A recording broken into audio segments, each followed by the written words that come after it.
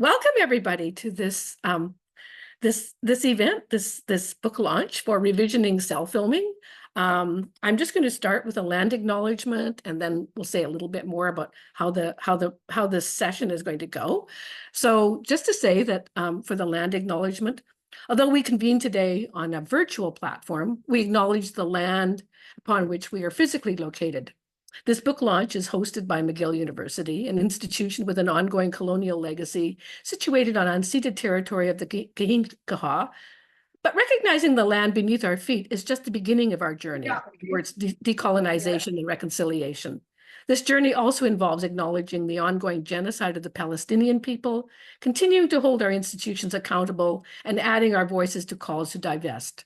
I encourage you all to reflect on the land that surrounds you today, wherever you are. Again, welcome to this book launch.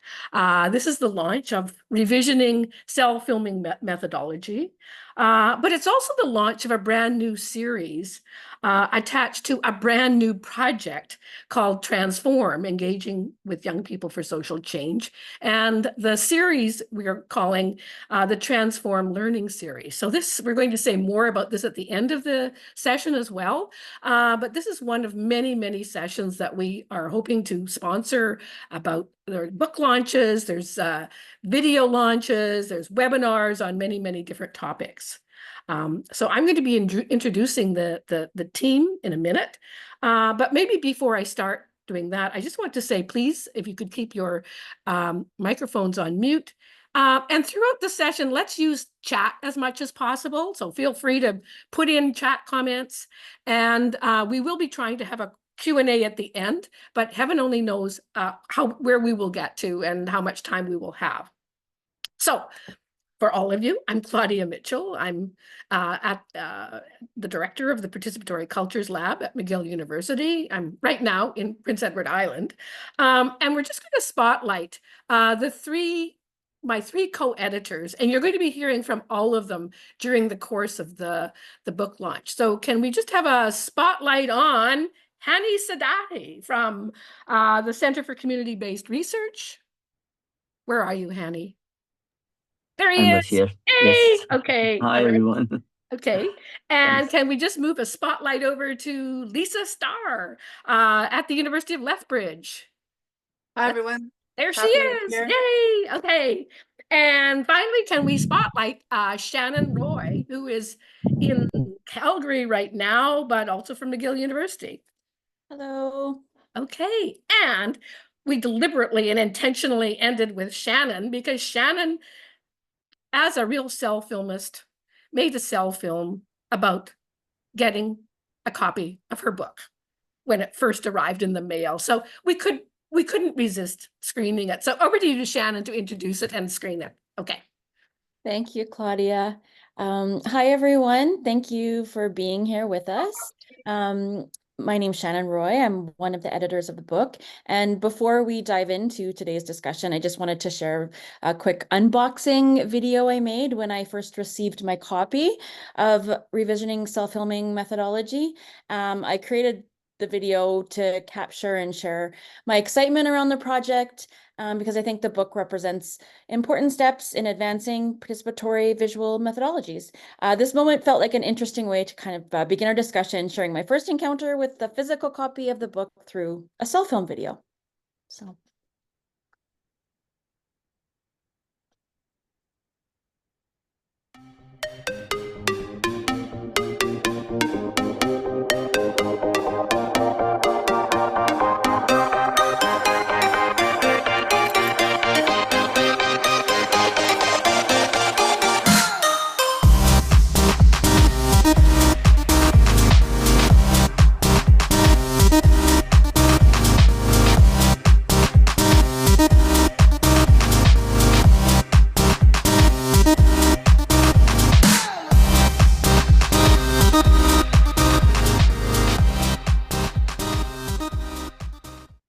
I love that.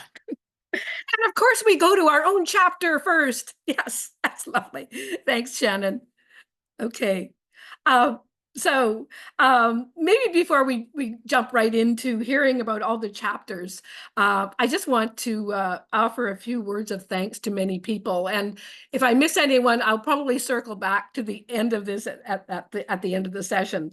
But there are so many people to thank. I'm not sure if Sajneet Mangad is online or not, but she virtually literally put the whole book together to send it off to the publishers. Anne Smith did a huge amount of work on editing the chapters. Lei Peng from Springer Nature was our key editor. Angela McDonald, communication, putting all both at the time of the symposium and then getting instructions out to people and then getting ready for today. Rami Gorgas, who was one of the people putting together the proposal in the first place. Leanne Brown, who is always somewhere in the background or the foreground. And of course, today, Emmy Romero, who put together the whole slide presentation and has been working on the Transform series. There are many more people, so I'll probably come back at the end of this, but just to say a huge thanks to all of these people. And also so many people who participated in the original revisioning Cellphilming methodology symposium in June 2022. Many of the authors are here today, but we have other people like Catherine Banner from the University of Windsor, Angelina Weenie who is now at UPEI, but was at First Nations University. Many people who contributed to pieces along the way, even if they are not directly in the book right now. So that's kind of just a little bit of a thanks. And then also, of course, to thank all of you who are representing so many countries and time zones, from Australia to Mali to Botswana to India, various parts of Canada, South Africa, Sierra Leone. So we're just very happy to have all of you here today. And for today, here how our things are going to work. We're going to kind of, as many of you know, you've been preparing slides for this, and we thought this was like a wonderful way to kind of like take a tour of the book. And because we're recording it, it also means that people will get a chance to share the book and the content of the book many other ways. And we hope that following this session, we'll figure out a good way for people to do that. But we're going to kick off with Hani Sadati, who is going to just talk a little bit about the introduction to the book. And then the book is actually divided into 3 sections, one on storying change, one that Shannon is going to talk about, and then the authors are going to present their pieces. The next section is about technology, and Hani is going to say a little bit about that, and then we're going to hear from the authors. And finally, the 3rd section is around pedagogy, and Lisa Starr is going to say a little bit about that section, and then we'll hear from the authors. We hope that we have time for Q&A. We realize we're on a very tight schedule here, so we'll see what happens. But again, I encourage you to use chat throughout, applaud people, ask questions, put in comments, whatever you want to do. Let's make it as interactive as possible. And let's just enjoy it. It's very exciting. It's a lot of work to put a book together, and everybody works so hard. So it's just a delight to be here to launch it. So I'm going to not disappear. I'm not leaving. I'm just going to now turn it over to Hani, who's going to lead us into a brief discussion of the first chapter. Thank you so much, Claudia, and hi everyone again. Yes, my name is Hani Sadati. I'm researcher at the Center for Community-Based Research located on the University of Waterloo campus. It's my pleasure to introduce the first chapter of our book, which I had the opportunity to be co-editor of it alongside of Claudia Mitchell, Shannon Roy, and Lisa Starr. This chapter serves as an introduction to the book and aims to orient the reader to the main concepts that are explored throughout the chapters. And just as a quick definition for those who might be less familiar, just in case, with cellphilming, so it's a combination of 2 words of cell phone and film, and refers to an arts-based and visual method that utilizes the capabilities of smartphones and other devices with cameras to create films to address a challenge, concern, or community issue. Next slide, please. So this introduction chapter is divided into 4 key sections. The first section situates the book within the growing body of literature on self-filming. Self-films are becoming increasingly central to social change agendas, empowering researchers, communities, and NGOs to use mobile technology for creative expression and advocacy. Despite the successes in using self-filming, there has been limited international dialogue about how this methodology has evolved. To address this gap in 2022, as Claudia mentioned, we initiated a conversation through an international symposium titled Revisioning Self-Filming, and now this dialogue is being extended through the chapters in this collective effort, continuing to explore and advance the field through this book. The second section includes autoethnographic accounts from the co-editors of the book, reflecting on how we became involved in self-filming and how our practices have evolved over time. The third section outlines the main body of the book, which featured amazing chapters contributed by scholars from around the world, some of whom are with us in this session today. We've divided this section into 3 parts, as Claudia mentioned, covered that part, so I'm not going to repeat them again, and they are also on the screen. Finally, the fourth section acknowledges the ongoing new discussion emerging in the field, such as exploring ways to share self-films and research findings through composite videos or examining different forms of creation like meta self-films or exploring the notion of the life cycle of a self-film. Through this book, we hope to further the discussion on visual methodologies and expand its role in community-based research and education. We also aspire to reach a wide audience of researchers, practitioners, and NGOs interested in participatory visual methods. Thank you, and I hope you enjoy the rest of the session and the book itself. Okay, so over to Shannon to introduce the first section. Great. Yeah, so the first section of the book, Storying Change, highlights how self-filming can amplify diverse voices and stories in transformative ways. From exploring the agency of young girls in South Africa to rethinking ethical approaches with children in participatory research. This section showcases powerful examples of change through storytelling. It also delves into the impacts of the pandemic and how self-filming has been used to bridge generational gaps and explore intersectionality. Each chapter brings to life unique ways in which self-filming can act as a tool for activism, representation, and connection. So without further ado, let us begin with Prudence Caldero-Bassett, Joshua Schwab-Cartez, and their chapter, I Have Something to Say, Self-Filming and Participatory Work with Young Children, Learning Together How to Include, Amplify, and Represent Their Voices Ethically.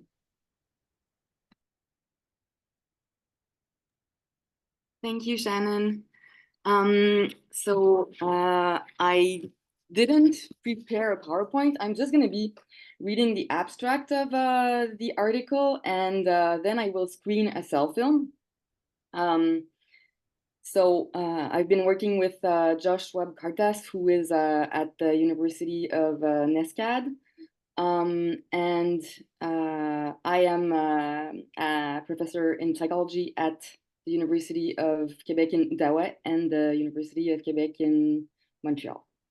So the abstract is, in this chapter, we explore critical issues on what it means to be a parent researcher and the responsibilities of taking up dual roles, advocating for our children and properly audience our children's work, along with our being a parent researcher has also led us to connecting with other parents researchers. We examine the complicated questions arising from concerns over visual ethics when working with young children, such as faces or no faces. Do we edit the self-film or not? If I do, have I taken away or manipulated the child's vision and or message? Is there a collaborative way to edit a self-film? These issues are explored through a series of engagements with our children and other children who participated in recent self-film workshops. So I will be screening a self-film now that was made in a daycare facility with children between 8 and 11. And I'll be commenting just 1 minute after. La pollution brise les maisons des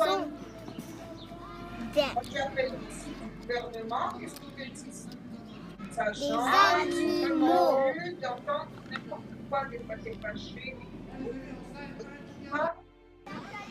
La pollution brise les maisons des animaux.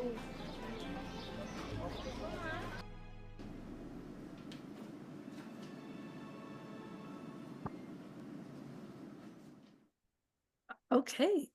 Okay. I think we move over to the next person now. I think we. Okay. Yeah, Okay. No So, problem. Shannon, okay.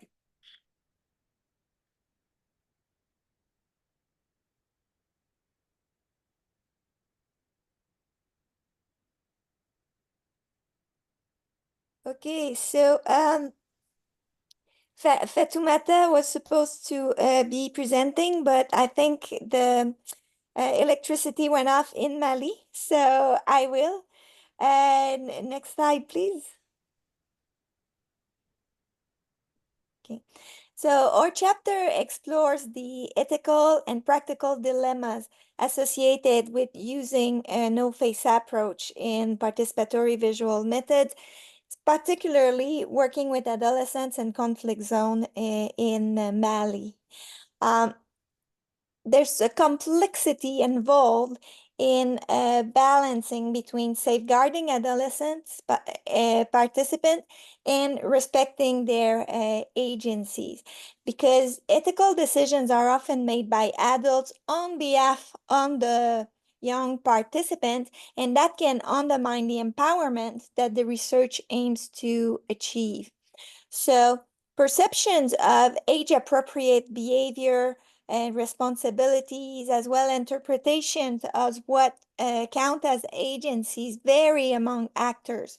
So socially accepted use of young people's images can be different, and the rules pertaining to photography and films depend on the various contexts that we work in. Next slide, please. So in our chapter, we celebrate the no-face approach as part of the solutions.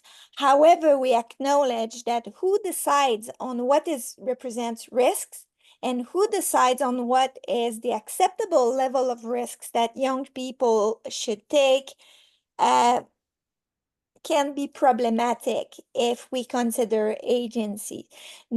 No-face cellphilms are great because they have their own aesthetics. They challenge viewers' horizon and expectations by forcing them to look at images differently. And we have a beautiful example here from a Cellphilm. But to be agentic, research should involve young people in deciding what is visually ethical in the images that are contextually appropriate. Especially in conflict areas, we believe that they understand perhaps even better than adults who comes from outside their communities what is representing a risk and what isn't. So we argue that agency should be factored in when we negotiate ethics in the design phase and with ethics committee, because ethics in a way should also be agentic. So by including agency in ethics, it can help us to shift the gaze and ways of looking at research participants, particularly in aid-receiving countries. And it can also contribute to dismantle cliches and stereotypes and play a role in decolonizing research practices. Thank you. We will now move on to using cell-filming to explore agency in context, a perspective from rural South Africa by Lisa Weisbeck, Relable Mamolstein, and the University of KwaZulu-Natal. Okay, next, we will move on to There's No Connection Between Us and Our Children at All, pre-screening dialogue as a way to establish intergenerational relationships.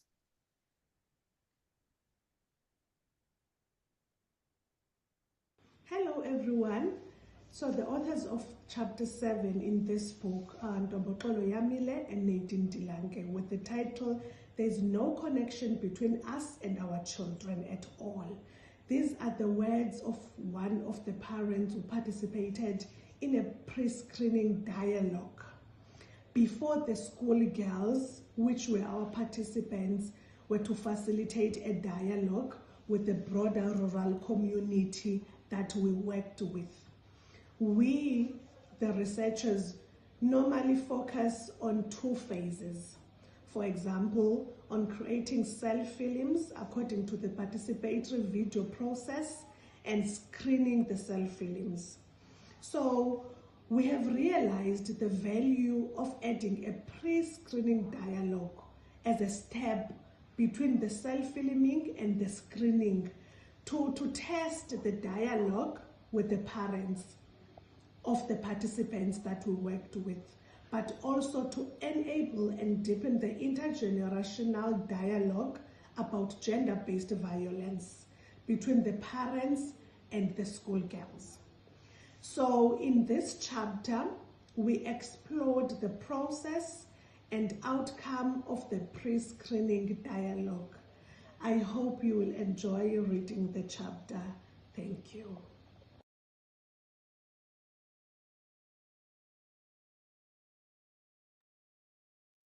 Hello, everyone. And now we'll move on to the story behind the story, accounts of youth cell filmmakers on their experience of the pandemic.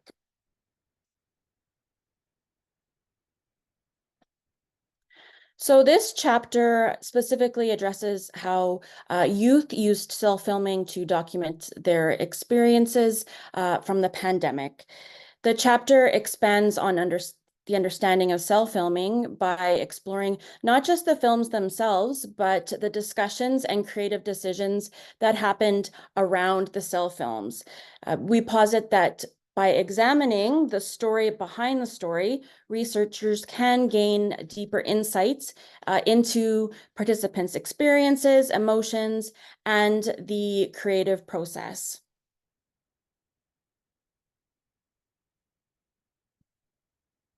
So we use this diagram to explain kind of how we looked at the story behind the story in three main parts. And we found that firstly, situating the cell film, so asking participants to give a brief introduction of their cell film really helped to give context to the participants' work. And it was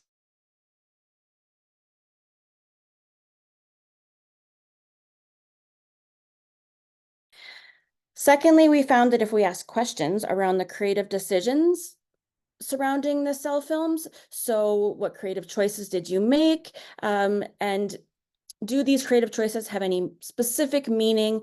And that gave us really interesting information behind why the participants chose to show their cell film the way that they did, and if there's any kind of more symbolic meaning behind the choices that they made. And lastly, the post-screening discussion really helps to give participants an opportunity to make connections between each other. And that gave us information about their pandemic experiences as well. So the chapter generally suggests that cell filming is not just about the final product, the film itself, but also the process, both creative and reflective, and that contributes to social change and knowledge growth.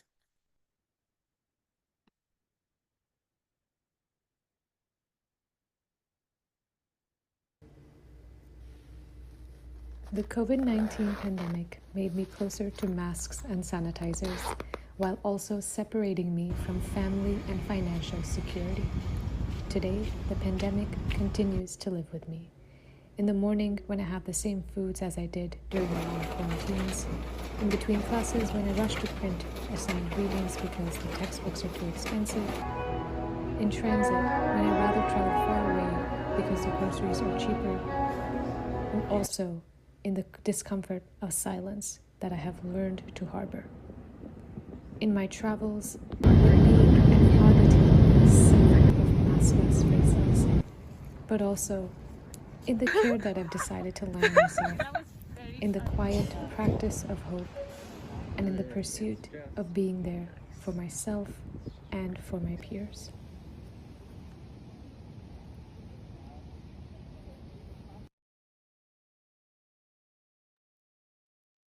And so that's just an example of one of the cell films that came out of our work. Thank you. And we'll move on to the next chapter, which is bringing intersectionality theory to life, storying experiences of navigating the triple pandemics through cell filming as activist scholarship.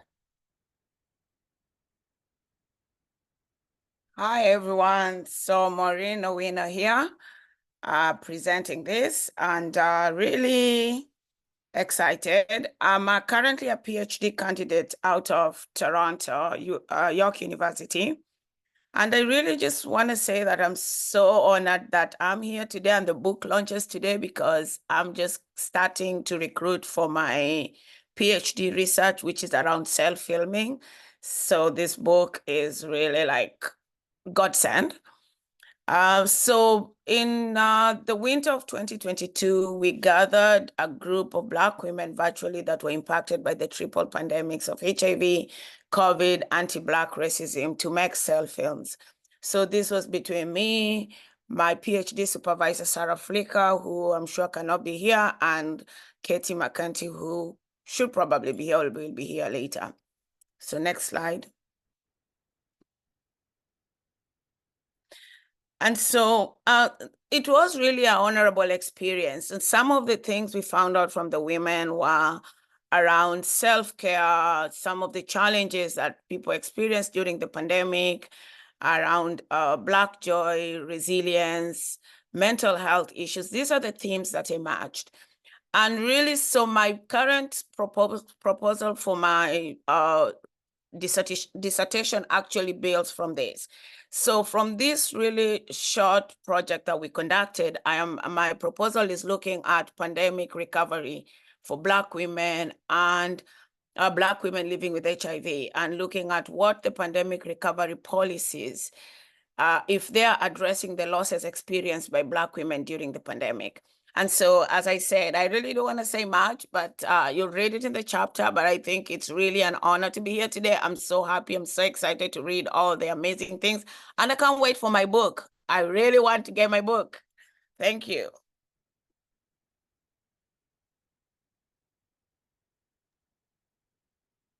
Okay, thanks everyone.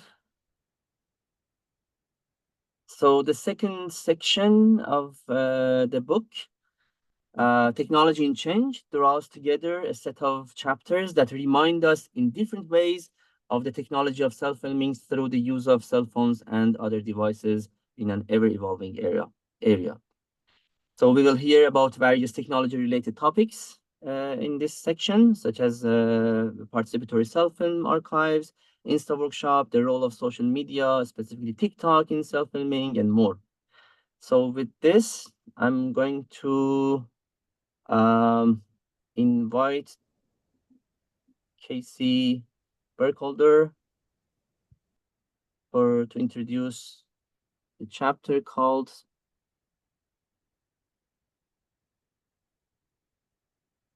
Reflexivity, Revisiting Three Participatory Cell Film Archives. Good morning. My name is Casey Burkholder, and I'm an associate professor and Tier 2 Canada Research Chair at the Department of Education at Concordia. Today, I'm going to be talking about my chapter in the book called Reflexively Revisiting Three Participatory Cell Film Archives.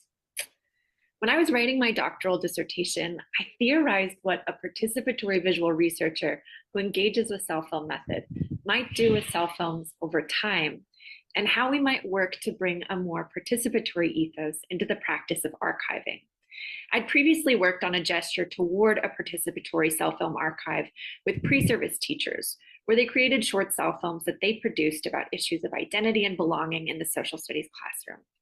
These teachers produced cell films individually and in small groups and uploaded their cell films to a playlist on YouTube from their individual accounts. They chose to make their cell films public, unlisted, or privately available. The idea was to share these cell films with other pre-service teachers who might also benefit from thinking through these ideas in their practice, as well as to highlight the everydayness of cell film method and how it might be used in teaching. But a problem emerged. Linking the cell films to pre-service teachers' individual accounts meant that confidentiality could not be guaranteed. Pre-service teachers liked videos and curated playlists that were in no way connected to the project could also be ascertained in this way. Because of these problematics, I decided to proceed another way in developing what I thought of as a more participatory approach to the cell film archive for my doctoral work. In that work, I worked with racialized ethnic minorities, my former students, to create cell films about systemic oppression, identity, belonging, and resistance amidst the Umbrella Revolution. Together, we created We Are Hong Kong Too, a YouTube-based archive of cell films.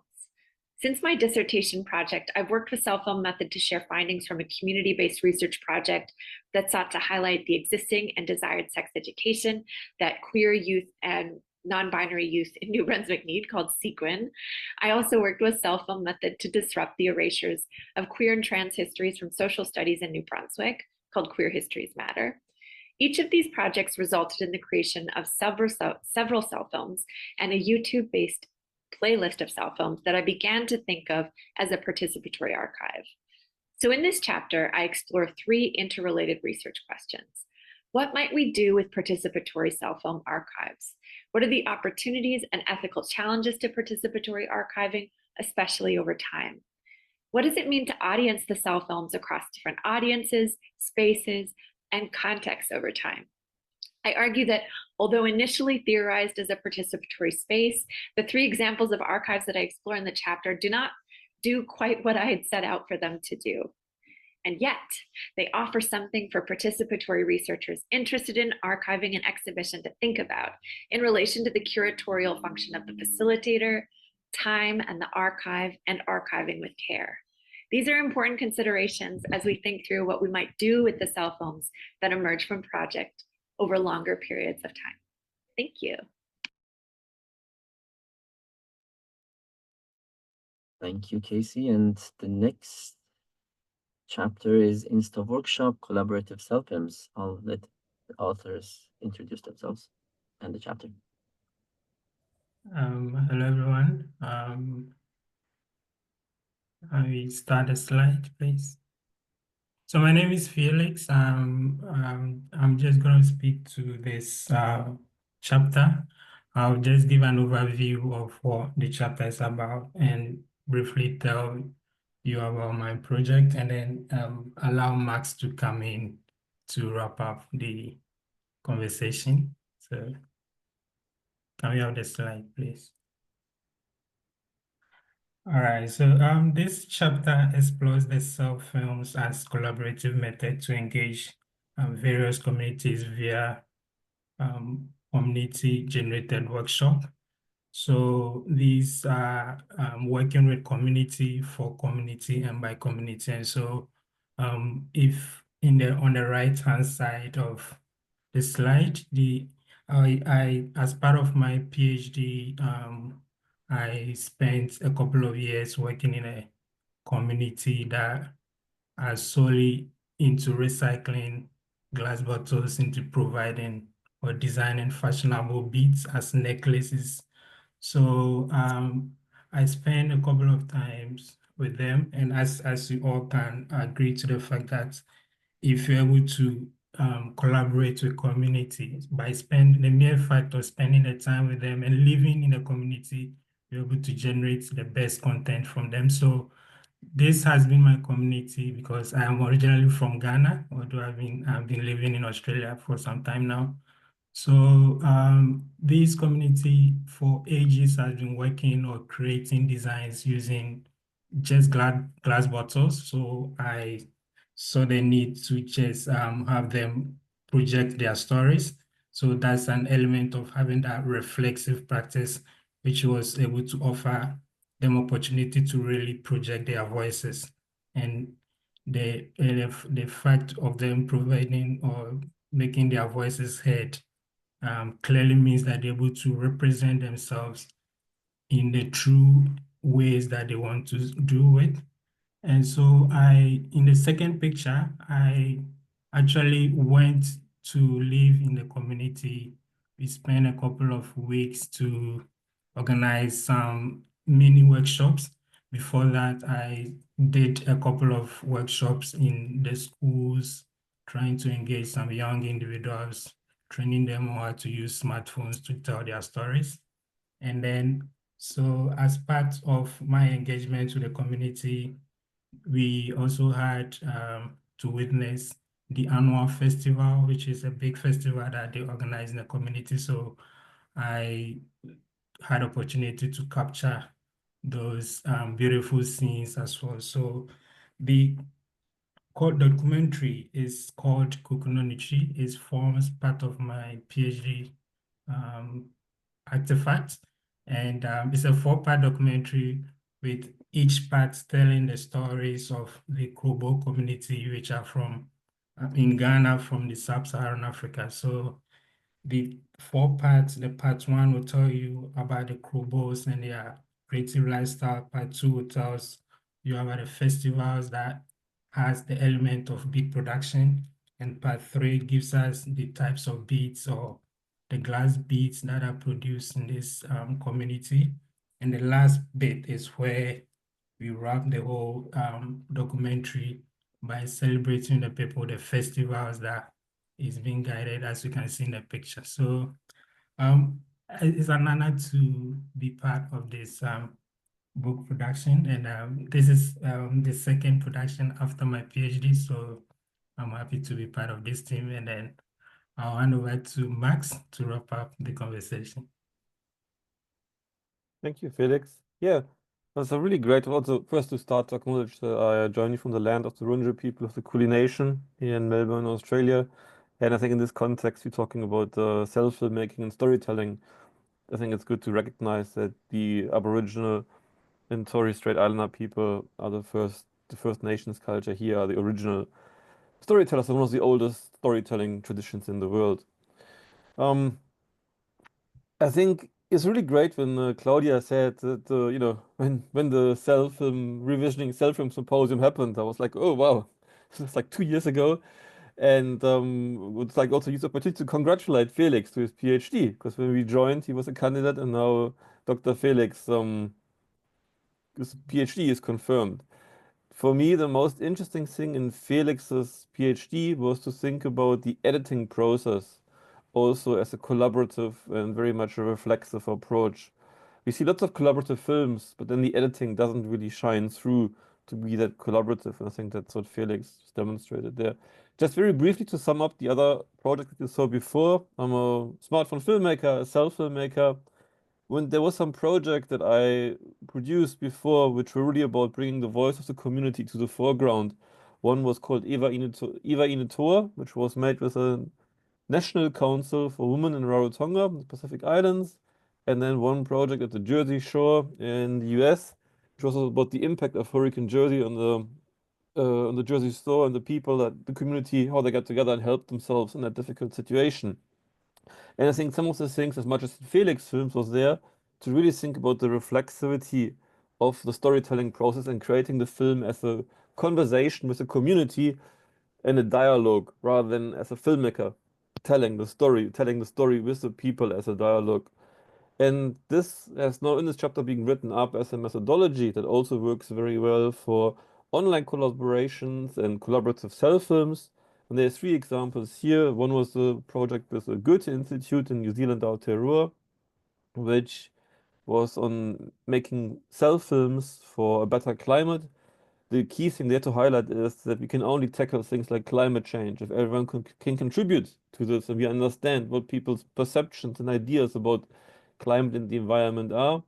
And then there's two other projects. One was commissioned by the Department for Land and Water in Victoria, Australia, here where we looked at the future of Melbourne, and one with the Australian Cross to identify what humanitarian action would be. And so in these projects, you also utilize the idea of Instagrams, that these conversations can continue in the future as well using these platforms. And I just really would like to also thank again for that we could be part of this really great symposium and this really great book now. Thank you. Thank you so much, Felix and Max, and congratulations, Felix, for your PhD. I was using this digital clap sign, but I noticed that nobody sees it. So, congratulations. Okay. Oh, okay. So the next chapter, the title is Exploring TikTok as the Everyday Self-Film, and I'm just passing the mic to the author. Thank you, Hanny. Good morning, everyone. Happy Tuesday. I'm very excited about this book launch and to be participating in it with everyone. My name is Sarah Modio, and I'm a PhD candidate at McGill. This chapter, Exploring TikTok as the Everyday Cell Film, looked to unpack some of my experiences as a teacher-researcher working in adult secondary schools in Quebec. It aimed to breathe life into the interactions I'm privy to inside the classroom, which I'm actually inside my classroom right now. In this chapter, I look at nuances of the social media application TikTok to consider how the participatory visual methodology of cell filming is evolving in society. And the research question I was hoping to answer was, can content created on TikTok be understood to be the evolution of cell filming in culture and society? In this chapter, reflections appear as accounts of the production of 2 cell films that were created by my students in adult education secondary school in Montreal, Quebec. These students' age range between 18 and 40, and most were immigrant and refugee students. Reflective accounts allowed for us to look back at experiences in relation to other broader social contexts and gain greater awareness about their realities. They were recalled through one guiding question: what was the production process? We used photo voice intermixed into the reflections as 3 images that were taken during the production process, and these images served to provide visuals and perceptions into meanings that were attributed to them. This chapter looks at the necessity for cell film research to evolve with the technologies present on mobile devices and in mobile spheres. Reflective research opens the door for us to investigate these topics that emerge in our day-to-day existence. And then finally, the data of this text was looked at through 2 reflexive accounts about the process of creating cell films. They were analyzed through thematic coding, and 3 themes emerged: tensions in power, health, politics, and misinformation, and the power of visual text and the aesthetics on TikTok. The app so far has taught us through this chapter that there is something very compelling about concise communication, and that the aesthetic options available on the app might actually be more important than the message in the video curations. And thank you for having me here. Thank you so much, Sarah. And the last but not least chapter on this section is Cell Phones Beyond the Workshop, Youth Researchers Owning Gender Transformative Change Through Participatory Visual Research in Rural India During COVID-19. I'm not sure who from the authors will take the mic, probably Katie. Katie, hi Katie, yes. Go ahead. Thanks, Hani. Yeah, my name is Katie McEntee. I'm a research associate at the University of Guelph and other places. And I'm very honored to be speaking on behalf of this chapter alongside, Rukmini Panda, who unfortunately couldn't join us today, and Claudia Mitchell, who I believe you probably are all familiar with. Next slide, please. So this chapter starts by recognizing various criticisms of participatory visual methodologies, ranging from the ways in which the representation of the work might be overly celebratory and risks being tokenistic, as well as the very practical concerns in relation to access to the technology needed to implement these methods, such as mobile phones or tablets, data coverage, and airtime. And we're really interested in communities in which cell phone access is limited and where participatory visual methods that are meant to engage young people may be actually exclusionary in practice. So we take what we termed a beyond the workshop approach to youth-led research in considering a feminist-oriented research intervention that addressed gender-based violence and sexual and reproductive health rights with rural young people in India that included giving cell phones to its 20 participants. The study started with a workshop, an inception workshop in 2019, during which the youth researchers learned how to use their newly acquired cell phones to engage in photo voice and cell film method to investigate gender-based violence and sexual and reproductive health rights. And it became more complex when only a few months after the workshop and the youth researchers returned to their rural communities to conduct research, COVID-19 plunged the world into lockdown. So the public health restrictions added an unforeseen dynamic to the research by limiting the research team's interactions with the youth, and in so doing, offered a unique opportunity to deepen understandings of what ownership of both the cell phone and the issues could mean for participatory visual researchers, and specifically youth researchers. So next slide, please. So the Beyond the Workshop findings demonstrate how cell phone access supports feminist research by shifting ownership to the research process to the participants and makes possible participant-led advocacy. Being able to work independently with their cell phones in their communities, youth researchers explored a really broad range of issues and decided on how to use cell film and photo voice methods to advance women's rights and gender equality. Methodologically, the youth researchers' ownership of the research process was demonstrated in their mobilization efforts during COVID-19, the organization of community interventions, meetings with community leaders, as well as their increased personal comfort in talking about sexual and reproductive health rights and gender-based violence, all demonstrated to us the way that the youth researchers' ownership really took ownership over advocacy and taking advocacy. Now, programmatically, the challenges of this increased ownership were really mainly ethical in nature. Knowledge mobilization activities were at times uncomfortable and challenging, especially given the taboo nature of the topics that the youth were discussing. And the chapter concludes with several recommendations towards expanding and supporting youth's substantive ownership of the research process through and with their ownership of cell phones provided through research interventions. So we further argue that youth researchers' work is concrete evidence that investing in cell phones and internet access for participants strengthens their project's theoretical commitment to social justice, and in this case, gender equality and women's rights specifically. And the project really allowed the projects that allow for the purchase of cell phones and airtime for participants are taking active steps to decolonize research by counteracting extractive research practices. And they're recognizing that the cell phone has exponential value beyond the workshop for young people seeking to meaningfully engage and sustainably engage in gender transformative change. Thank you. Thank you, Katie. So this brings us to the end of part 2 of the book, and I'm going to pass the mic to Lisa to introduce part 3. Thank you, Hani, and thank you for our previous presenters. I'm pleased to introduce the third section of the book, focusing on pedagogy and facilitating cell-filming. We're very fortunate that we have 5 incredible chapters in this section, ranging from a focus on critical digital literacy to the work that's happening internationally at various NGOs.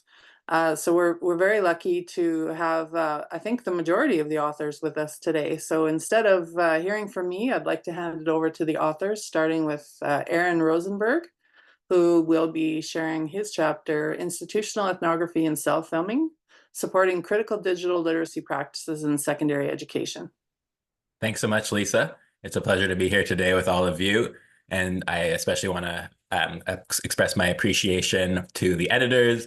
Lisa was my master's supervisor, and then Claudia was my co-supervisor for the PhD. So I feel like this whole book is it's a fun sort of coming together of a lot of different aspects of my research experience. Next slide, please. My approach to cell-filming was based on the work of Dorothy Smith, who founded an approach to sociology called institutional ethnography.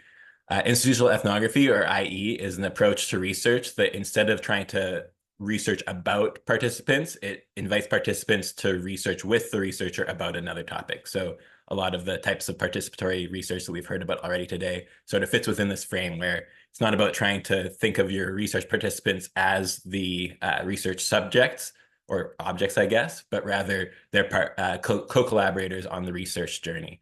In the next minute or two, I'm going to share a little bit about why I think cell-filming is such an appropriate approach to this type of participatory research. Next slide, please. So as we just heard from Katie, this isn't always the case where digital tools are something that young people or the participants in our research are very familiar with. But the students that I was working with were here in Canada, in British Columbia. And so the idea of using cell phones and digital technologies that they were already quite familiar with allowed them to take ownership of the research process in a similar way to how Katie described with the students or with the participants she was working with.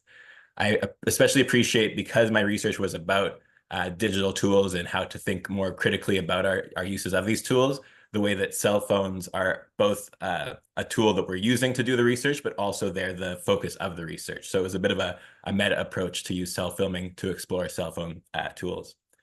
The other piece that I think is so important about using digital tools for a participatory project is the way in which cell phones and new digital tools allow us to have more of an interactive experience with media. As Jenkins and et al. Wrote in 2009, new media technologies make it possible for average consumers to archive, annotate, appropriate, and recirculate media content in powerful new ways. However, as the internet becomes more controlled by big tech corporations, it's harder for the average consumer to have a kind of choose your own adventure approach to their internet experience.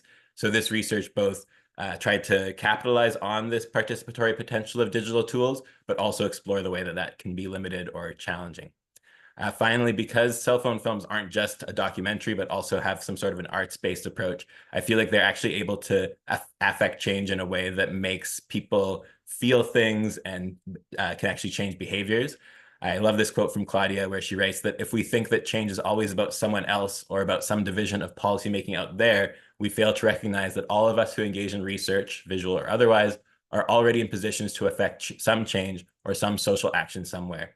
Bringing students' cell phone experiences into the research process reminded them that it's not just in educational settings that they can make this change, but actually all the times when they're using their phone to communicate or to post things, that's also part of this process of trying to impact their community and their friends and family. And then the last slide, please. So I didn't prepare a cell film to share with all of you today because my students or my participants preferred for them to be private. But some of the topics that we ended up exploring with students around cell phones with the cell films were things like online harassment, the environmental issues inherent in digital tools, the way that beauty standards or body image are explored or validated or challenged in online spaces, the exploitative labor involved in the mining, manufacturing, e-waste, all the different stages in the tech life cycle, the way that big tech influences young people's online consumer behaviors, like with algorithms and whatnot, students' challenges with the device overuse, and the way that data is gathered on them while they're using digital devices. And here there's an image of some of the storyboards students used. I just want to close by, again, expressing my appreciation not only for all the editors and all the collaborators who wrote chapters, but also everyone else here who's here to learn and to listen, and especially a shout out to Angela and the team at the PCL for all the behind the scenes tech work, because as we're exploring technology, it's not just about the content, but also the formal features. So thanks for this really beautiful event today. Thank you, Aaron. Well said. So next we have Cassandra Jones, whose chapter Re-Embodying Education, Sensory and Visual Methodologies of Cell Film and Walking with Video, focuses on enhancing the capacity for sensory-based learning and pedagogical frameworks for incorporating walking cell films.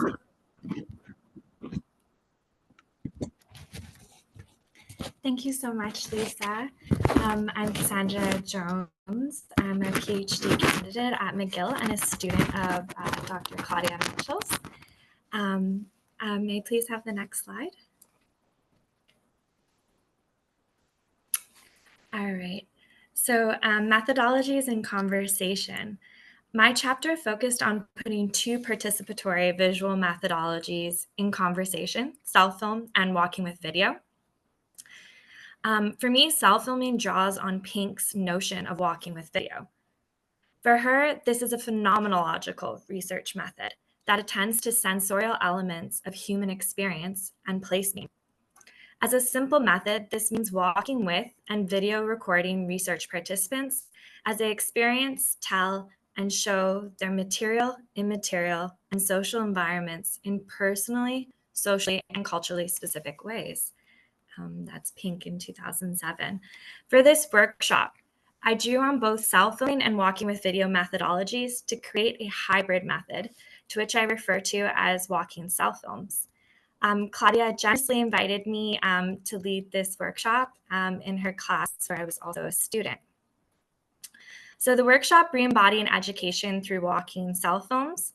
My aim was to have participants use a hybrid approach called walking cell films to extend visual methodology into the realm of sensory and experiential learning to move towards the goals of transformative education. The students engaged with the following overarching research questions. How do you use your senses and sensorially experience the neighborhood environment? Is a neighborhood an accessible space? What do you have access to in this neighborhood, and what do you not have access to? These research questions and set of prompts were designed to help the researcher participants harness a visual methodology to think through their senses and use their feeling bodies that are often silenced or ignored in research and educational contexts as ways of generating knowledge and participating in the field, and in this way, re-embody education. When this workshop took place, we were still in the pandemic and we were in a virtual classroom altogether.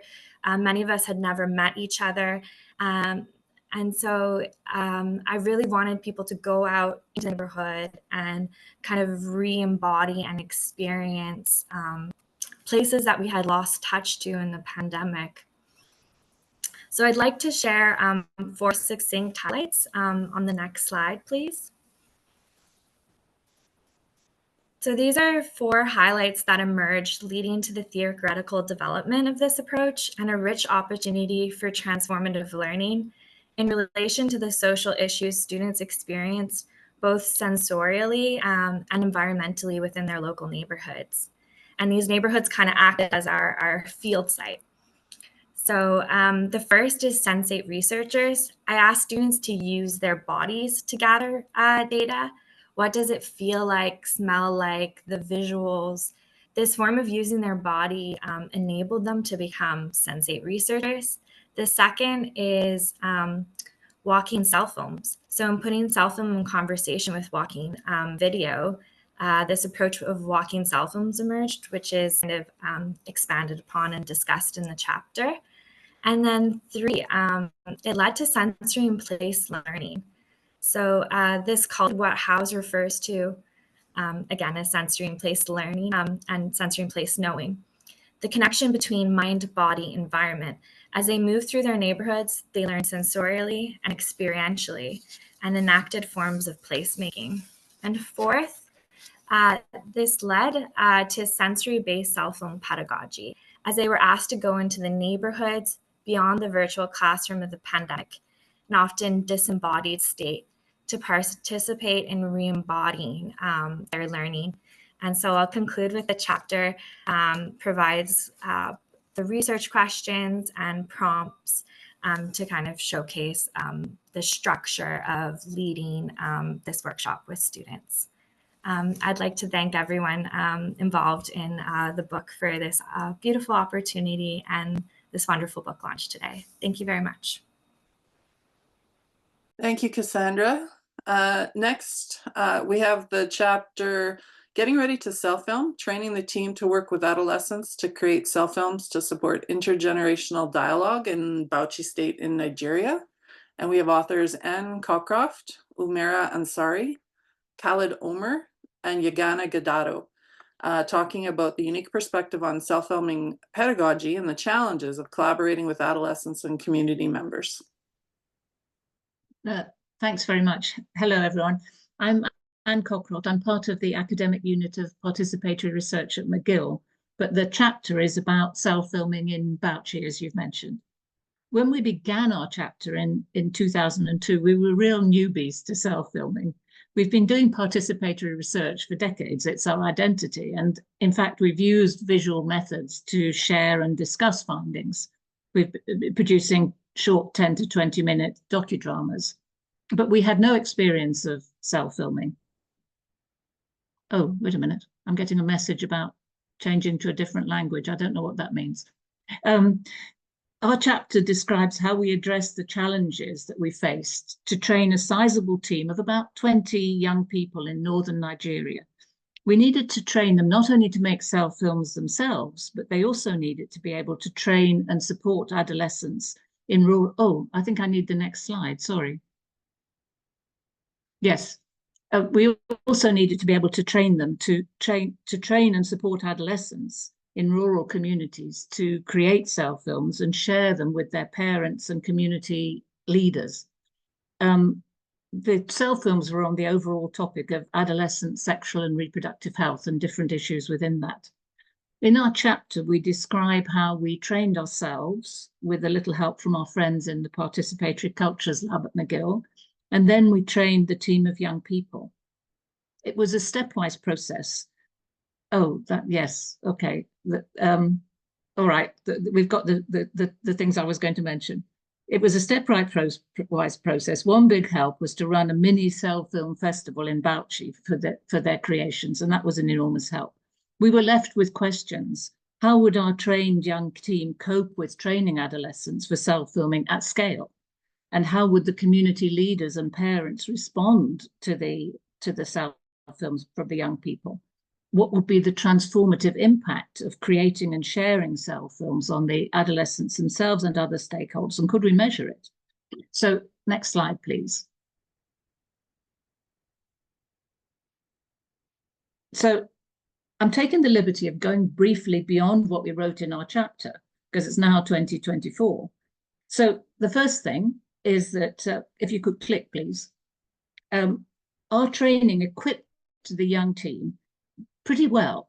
Since 2023, they've trained and supported 540 adolescents who've created and shared 120 cell films in 30 communities. It's been wonderful to watch them blossom into such effective trainers and mentors for the adolescents. Could I have the next, if you click again? The community leaders have indeed, they've responded well. They paid attention to the cell films and to their creators. It's changed their views. It's shifted their perceptions about the young people. They've listened to them, and now they're working with them to tackle agreed priority concerns around ASRH. I don't think this intergenerational connection would have happened without the cell films. We've had no negative reactions, even when the cell films are covering pretty sensitive topics. Click once more, please.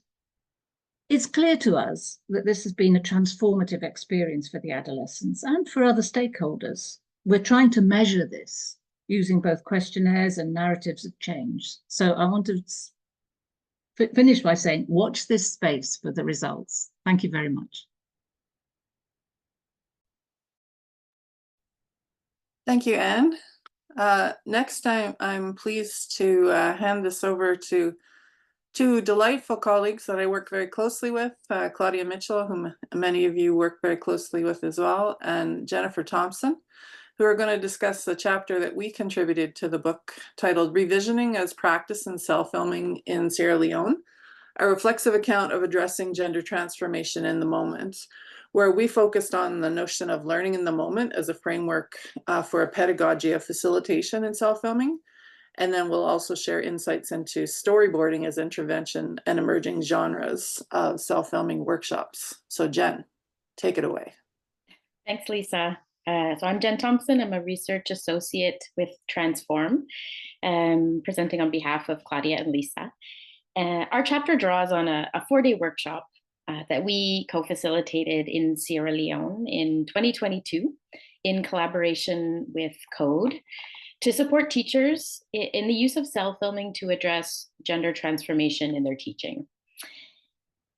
Often in cell film workshops, we've seen how screening participants' cell films can elicit laughter, some clapping, sometimes some knee slapping, and lots of critical questions and comments about the topics that are taken up and the issues that are in the cell films. But in this particular workshop, the first round of cell films sort of fell flat. It didn't really have that effect. So our chapter takes up the pedagogy of facilitation and to showcase 3 examples of adaptations that we co-developed with participants as we learned in the moment how to revision cell filming with this group. Next slide, please. First, we developed tailored large format storyboards on flip chart paper. Typically, we print blank storyboard templates on sort of letter-sized paper or A4 paper with minimal structure. But in the moment, we realized that the larger format, just making it bigger, made the group process more accessible for participants to gather around and to contribute their ideas to their cell film. The tailored guidance within the different sections of the storyboard, within the storyboard itself, was helpful with clarity around the different genres that we were working with, like media message cell films and interview cell films. Next slide, please. Second, to overcome sound challenges, which I'm sure most people are familiar with, participants developed what we saw as a new genre that we hadn't seen before in our work, that we're calling the narrative voiceover. So in the moment, participants figured out that having one person narrate behind the camera while others performed on camera helped to circumvent some of the sort of persistent challenges, sound challenges like background noise and the low quality microphones on the tablets that we were using. Third, inspired by Dockney and Tomaselli's work on cell films as being fit for the smaller screen, in the moment, we had participants re-screen their cell films on the tablets. We didn't project them, we just had groups work with tablets to re-screen their cell films with some questions to support participants to reflect on what they might want to improve in their cell films, and then an opportunity to reshoot their cell films, which resulted in stronger cell films with clearer messages and more laughter and clapping and critical questions. So we'd like to leave you with one of these cell films made by pre-service teachers to address their concerns about early marriage, and it's called She's Too Young. Next slide. Greetings, Mama Haja. Good morning. I am here to be the bride price of your daughter, to be my 5th wife. No, she's too young. But yes, I'm too young. She's too young. She's too young. I am too young. She's too young. Yes, she's too young. Say no to early marriage.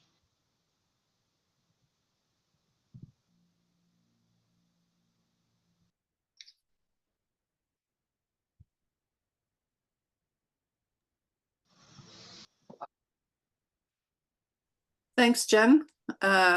I always get a little bit of goosebumps when I see that cell film, and I'm sure many of you who are watching or rewatching some of the ones that you've included have a similar reaction.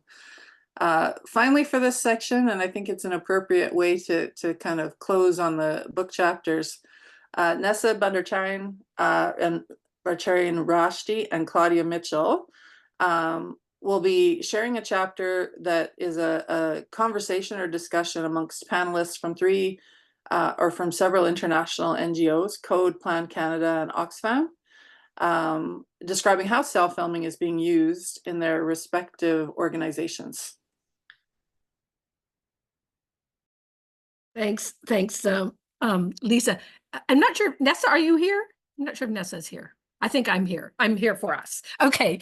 So yeah, this is the last chapter in the book, but far from being the last chapter, I think it became the first chapter of a new book or a new life. But one of the things that has been really so exciting, I think, in the last couple of years is working with Plan, Oxfam, Code, Equitas to realize how NGOs are taking up cell filming, how they're supporting it, and how they're seeing this work in interventions and advocacy. And one of the special moments, I guess, or the special opportunities in the symposium was to have this involvement of NGOs talking about this work and their presence there. And one of the sessions that we convened was it was a conversation facilitated by Catherine Vanner, who is from the University of Windsor. And I'll just maybe turn to the next slide. She came up with these 4 questions. You know, how did you first learn about cell filming and what made you think it would be a good fit for your NGO?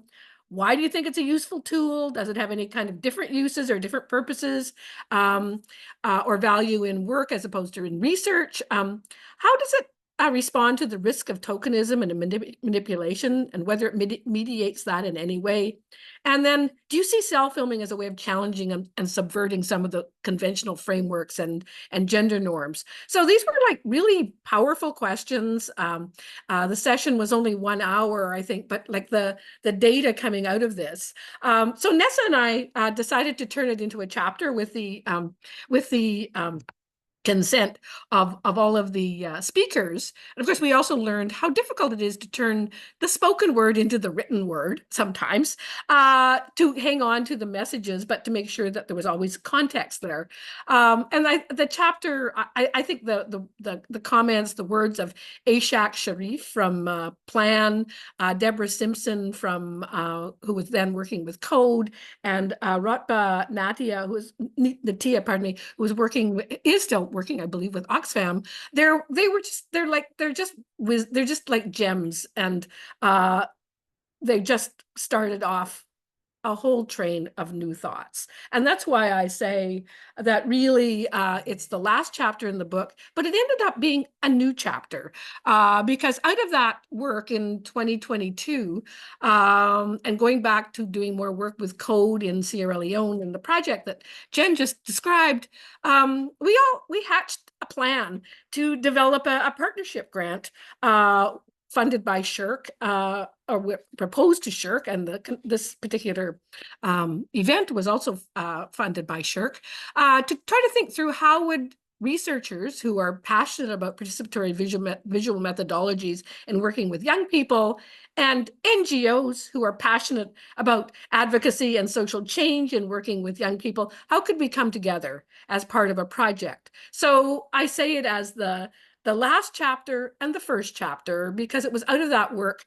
that we designed the whole new project called Transform, engaging with young people for social change. And the central place of the NGO world in that project is just so absolutely critical. So we're just going to end with a last slide. You have to imagine a drum roll on this. This is another box, and it is the birth of Transform. Drum roll. Okay, all right. Ta-da! Okay, so that's our last slide for that particular piece. Thank you. Thanks. So thank you, everybody, and congratulations to all the authors. I just realized, did Labo join later or not? No. Okay. All right. So thank you and congratulations to all the authors. We have a couple of minutes for some Q&A, for some opportunities for people to engage in any dialogue. So maybe we can just take the screen down and see if there's some burning questions in many of you heard the original papers that led to these chapters, but you didn't necessarily get the chapter until you received your book, if you received your book, and we're going to talk about that too. But any questions or comments? Yeah. There is one from Azam in the okay. Oh, I got it, direct message. So I'm just going to read it out, and I think it's a general question. So anyone who feels they have a comment on it, just please jump in. Azam says, with regard to the question of power, knowledge, epistemology, and methodology, the pressing dilemma is, who is the knower? Ethical codes, such as omitting faces or manipulating images through editing under the pretext of protecting individuals, could, in some cases, systematically silence marginalized voices. So, who is the knower? Are ethical codes set in stone, or should they, based on various theories, including Donna Haraway's theory of situated knowledge, be critically questioned through reflexivity? In this context, do the images reveal or conceal? It's like an incredible thesis statement Yeah, in this exactly. essay. I will just go to the if anyone wants to. Yeah, go ahead. Angela, is it possible to put the question in the chat? Sure. Thank you. Okay. Anyone Not- want to have a go at that?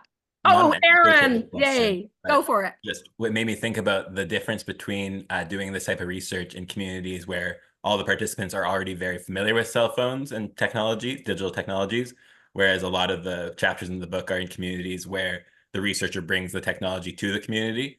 And I think that question that was posed about who is controlling this process and what does that look like is so important, because everyone, regardless of our participants' comfort with digital tools, really wants our participants to be the voices that are centered. So I think it's a really important question for us to keep thinking about in whatever context. Maureen, do you want to take a... Thanks, Aaron. Maureen, do you have your hand raised? Do you want to contribute there? Yeah, I wasn't going to contribute to that, but I'm just going to like Angela McDonald's post, and I think back to Aaron's presentation on ethnography. Honestly, I'm kind of new in cellphilming, and it's so exciting. I started hearing about it in my master's course with South Africa, and then I decided, you know, it makes sense. But as I'm developing, I've just completed my flyers and I'm doing recruitment. And I think because my research is with Black women living with HIV, some of the questions that for me I've been thinking about are the same questions that have been presented here, especially around ethical dilemmas, around confidentiality, around, I think the presentation around keeping the faces out is really like, so all I want to say that in fact, just this morning, I've learned a lot from everybody's presentation. So thank you, everyone. Despite that they were short, but I think I learned a lot. I'm just wondering if those presentations will be, I know you said there'll be a video, if they'll be all together and we can have access to it, because I really want to go back to that. But really, I'm so excited. I can now kind of picture how I want to do my research and have more like concrete plan on it, because, it's the right time. So again, I'm so thankful and I'm excited, and I cannot appreciate how amazing it is that this book got launched at this particular moment. Thanks so much, Maureen. Just to address the question of the video, we will be going back to all of the people who spoke today just to make sure if there's any concerns about sharing the video. If there is, obviously we won't share your piece, but the idea is to have this available after the fact. Shannon. Yeah, I just wanted to briefly say, when I read this question, it really made me think a lot about Prudence's and Josh's chapter in regards to supporting children in making cell films. And I think this question too could be explored further by looking at that chapter in the ways that they ask questions about how do we support participants, or in this case, children, and when we do, are we employing our voices onto that information? So it's definitely an important consideration, and I think that yeah, I Have Something to Say chapter addresses that quite a bit as well.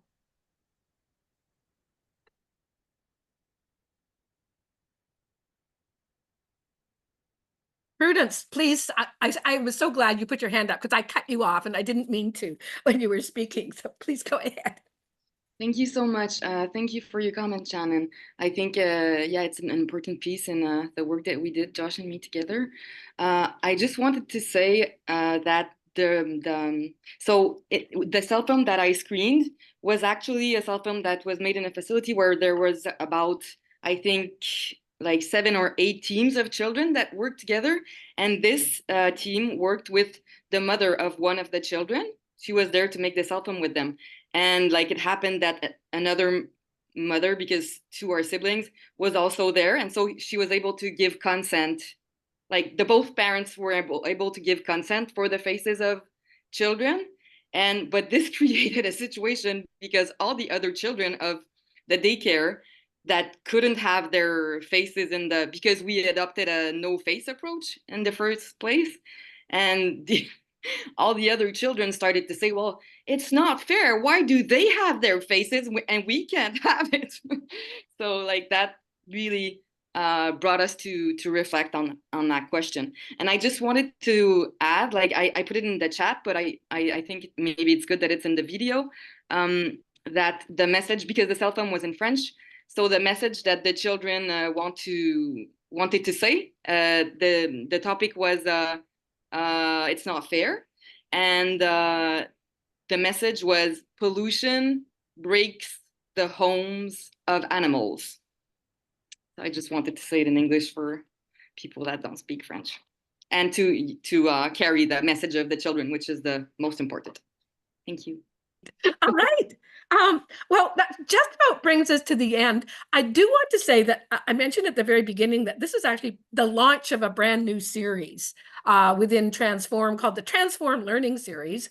And if you like this, come back on October the 9th for the next episode, which is comes out of the Transform project, a dialogue on youth leadership and research. You'll be joining Naomi Nichols from Trent University, Jane Melanfall from McGill, Label Malatsani from UKZN, and some young people from various projects will, I think, be part of this as well. But it will be a 2-hour dialogue on ways of working and engaging with young people in exactly the kinds of questions that Azam and others have raised in terms of ethical issues and beyond the workshop and during the workshop, and how do we do this work. So we're excited to launch this, and if you have any questions, please don't hesitate to email us, come back to us. And just to say once again to everybody, thank you so much for being here. To all the authors, thank you. This was like, it was like just listening to everybody today, I'm feeling like, oh, this is like, it was such a rich collection. And it joins the amazing collection that Katie and Sarah Flicker just edited co-authored last year, as well as the groundbreaker, what's a cell film anyway? Is that the right title? Katie and Josh and Casey from 2016. So there's many more coming. This is like we just keep writing these things. It just makes a big literature to review for a new doctoral student. So sorry for you, Maureen, but you'll just have to review more books and more publications. So once again, thank you, everybody. This was an absolute pleasure. What a great morning. I'm so excited. Okay, so yay! Thank you. And Thanks, everyone. Stay in touch. And thanks, Lisa, Shannon, and Hanny. You're amazing co-editors on this project. Thanks, Claudia. Bye. Bye. Thank you. Bye, everyone. Bye. See you in the next in October. Yes, October the 9th. Come back.